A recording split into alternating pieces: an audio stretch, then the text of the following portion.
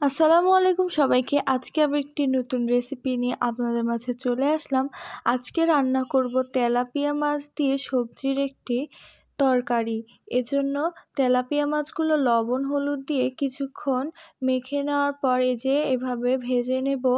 ভেজে নেওয়ার পর কড়াইয়ে দিয়ে দেব আলু, কচুর বই, পেঁয়াজ, মরিচের গুঁড়ো, হলুদের গুঁড়ো, স্বাদমতো লবণ। এরপরে দিয়ে দেব পরিমাণ মতো সাদা তেল।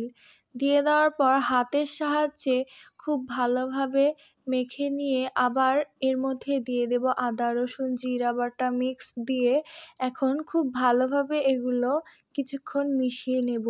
এরপরে এর মধ্যে দিয়ে দেব পরিমাণ মতো পানি। এরপরে ঢাকনা দিয়ে কিছুক্ষণ রান্না করার পর ঢাকনা উঠিয়ে নিয়ে সবগুলো মাছ একটা একটা করে দিয়ে পানি আরও একটু বাড়িয়ে দিয়ে একটু নাড়িয়ে চাড়িয়ে কিছুক্ষণ এভাবে মিশিয়ে নেব। মিশিয়ে নেওয়ার পর ঢাকনা দিয়ে দেব।